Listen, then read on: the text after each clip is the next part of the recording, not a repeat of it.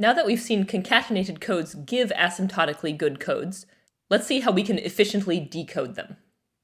Let's start by recalling our goal. Our goal, for a couple of videos now, has been explicit, asymptotically good binary codes with efficient encoding and decoding algorithms. So far, we got this part, and in this video and the next one, we're going to figure out this part. Remember that the code that we were using for this first part was a concatenated code. So it's a concatenated code cin, concatenated cout, where cout was a Reed-Solomon code with distance dout, and cin had distance din.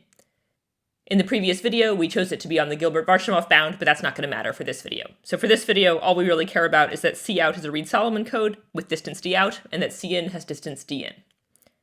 And we're trying to figure out how can we efficiently decode this code. Let's start with the first try. So remember, here's the structure of concatenated codes. So we have our concatenated code word down here. And then what's going to happen is some error is going to get added. So particular symbols in sigma in are going to get messed up. I've colored these red here. Let's say that E of them are going to get flipped, but we don't know which ones. There's a very natural decoding algorithm. Actually, why don't you pause the video now and think about how you would try to decode such a code.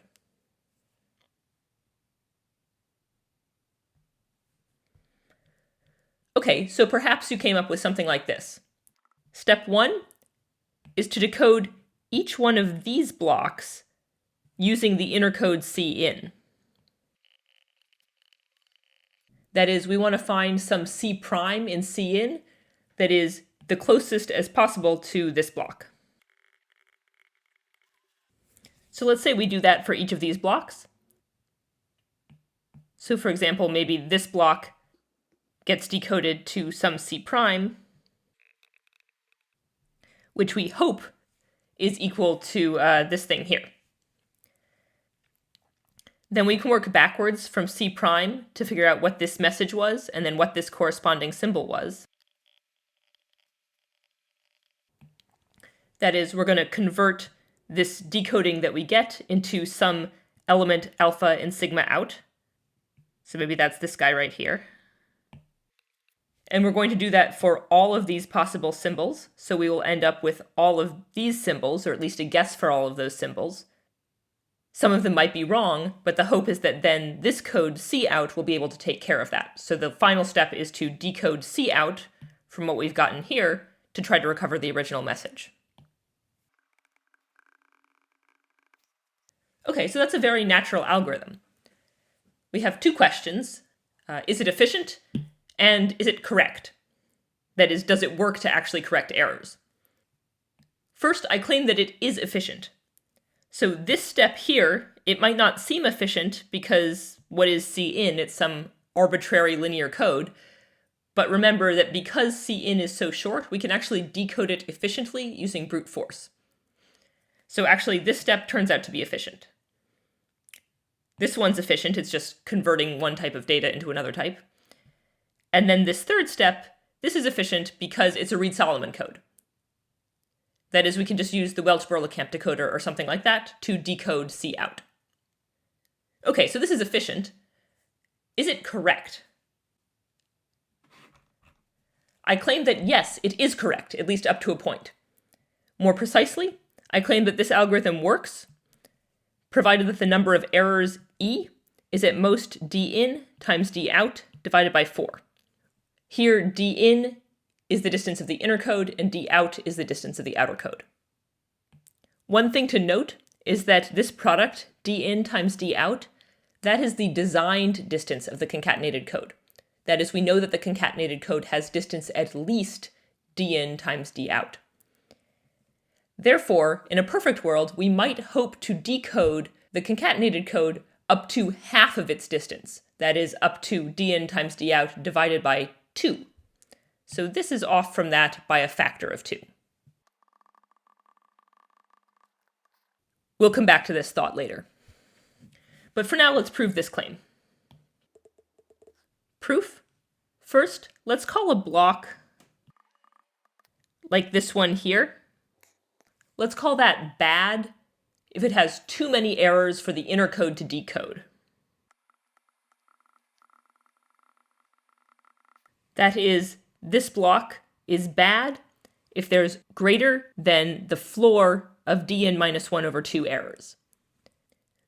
If there are e errors total, then there are at most e divided by this many bad blocks. That's because in the most extreme case, there are exactly this many errors per bad block, and all of the other blocks have 0 errors. That is, if I were a bad guy trying to maximize the number of bad blocks, I would make each block just a little bit bad, just as bad as it needs to be called bad, and I wouldn't waste any more errors on it. And if I did that, this would be the number of bad blocks. Now, if a block is not bad, then the inner code cins can successfully decode it. That's because the distance of cin is din, and we saw many videos ago that a code with distance din can correct up to this many errors. Therefore, if a block like this one is not bad, then if I work backwards through this algorithm, this decodes to the correct code word here, and this decodes to the correct symbol here. So that means that if this block is not bad, I get the correct symbol up there. Now let's consider what cout's decoder is going to do. Cout's decoder is successful as long as the number of incorrect symbols up here is less than or equal to the floor of dout minus 1 over 2, which is the same as saying that the number of bad blocks is less than that.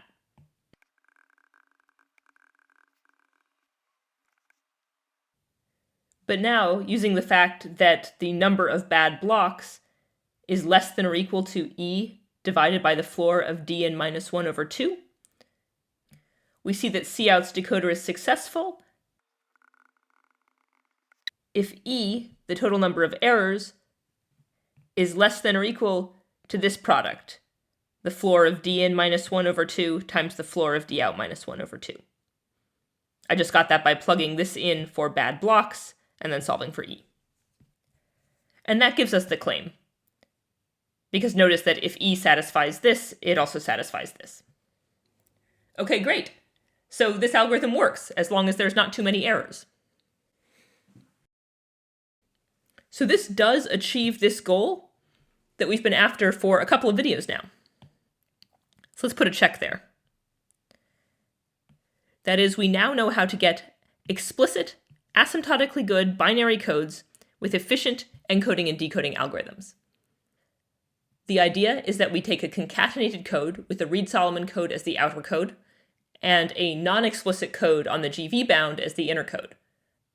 The reason that this is explicit and eventually has efficient algorithms is because that inner code is so short that we can do sort of brute force algorithms on it efficiently.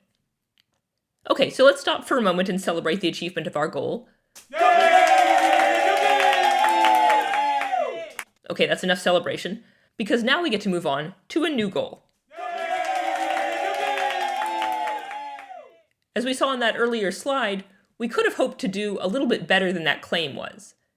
That is, the claim showed that we could decode up to the design distance over 4, but really we should be able to do up to the design distance over 2. So that's going to be our new goal. We're going to want explicit binary codes near the Zyublov bound, so not just asymptotically good, but with the best trade-off we know how to get so far for explicit codes, with efficient decoding algorithms up to d-1 over 2 errors, where d is the design distance of the code. So now we're not going to settle anymore for just asymptotically good. We actually want good trade-offs, or at least the best that we sort of know how to get so far. In order to get some intuition for how we're going to achieve this new goal, let's take a quick look at what we were leaving on the table in that simple algorithm that we just analyzed. So I claim that we were leaving a factor of 2 on the table. And I claim also that we can find that factor of 2 via the following observation. So the observation is that when we decode our corrupted code word block into a block of the inner code, we don't just learn what this corrected inner code word is, we also know how many errors we fixed when we were doing this correction. To see why this observation matters, let's consider two extreme examples of what the adversary might do to foil the decoding algorithm that we saw before. In the first example, the adversary is going to introduce either 0 errors or dn/2 errors into each block. That is, basically the adversary is going to try to use its budget to make as many bad blocks as possible by just barely corrupting each block that it chooses to corrupt enough to make it bad. So in this case, the picture looks like this. We have our code word C, and then the bad guy is going to apply some errors, and they do so in the following pattern. For each block, either they're not going to do anything to that block, it remains untouched, it's fine, or they're going to apply just enough errors to make this a bad block. And that just enough errors is dn/2. Okay, so now what happens to our algorithm if they do that? Well, we try to decode, and all of these bad blocks, maybe we get the wrong answer for. So now we end up with all of these bad blocks down here, where we have the wrong answer and they're going to be messed up in the outer codes decoder. If we work it out, we're going to end up with E divided by dn/2 incorrect blocks. This is exactly the computation that we did in the proof a couple of slides ago. However, one observation is that if the bad guy actually decided to do this, tried to sort of be as bad as possible for the number of bad blocks, we can actually do a little bit better. If we knew the bad guy were using this strategy, then we can actually tell which blocks are going to be incorrect. That's because when we took this corrupted block, let's color it pink so that it matches with this picture up here, and we corrected it to this orange block down there, we're going to change at least dn/2 symbols when we do that. And the reason is that because the inner code has distance d in, if the bad guy messes up dn/2 symbols here, they can't have pushed it all the way to some other corrupted code word. They must still be dn/2 distance away from any other corrupted code word. So even if we correct to the wrong code word here, we're going to be changing at least dn/2 symbols. On the other hand, here, we're not going to do anything at all. So if the bad guy were actually pursuing this strategy, the correct thing for us to do would be to say, well, okay, I know that I had to change some symbols here, so let's just call that whole block an erasure. Just give up on it. So in that case, we can tell which blocks are incorrect, which means that we can basically treat any errors as actually erasures. And if you remember from the very beginning of this course, we saw that a code with distance d can handle d-1 erasures, even though it can only handle d-1/2 errors. AKA, we can handle twice as many erasures as we can errors. There's our factor of 2. Okay, so that's a reason to be hopeful. But of course, there's no reason the bad guy has to follow this particular strategy. Right? Maybe if the bad guy knew that that's what we were going to do, the bad guy would take a different strategy. Maybe the bad guy would take the strategy in example 2. So in example 2, any block is going to have either 0 or d-in errors. That is, what the bad guy is going to choose to do is they're either not going to touch a block, or they're going to introduce enough errors into it to move it to a completely different code word. So that way we have no idea that anything even went wrong at all. Everything looks like a legitimate code word. In that case, the picture looks like this. Once again, we start out with our code word. The bad guy introduces some errors. Now they're going to introduce twice as many errors into each block, which means that they can corrupt half as many blocks. And now when we decode a particular block, let's say this one, then we might not actually change anything, because it's possible that the bad guy introduced enough errors that this little block here is another valid code word in the inner code cin. So in that case, our decoder will just be like, hey, it's still a valid code word, seems good. In that case, we're not going to detect anything that we'd want to call an erasure over in this model. On the other hand, if the bad guy wanted to do this, then they'd have to pile on twice as many errors in every block, which means that they get to corrupt half as many blocks. Hey, there's our factor of 2 again. So what we're seeing here is that morally, at least in these two extreme cases, we should be able to handle twice as many errors as we did in the claim that we proved a few slides ago. That would achieve our new goal. Next time, we'll see how to make these two examples a little bit more precise and come up with an algorithm that can actually do that.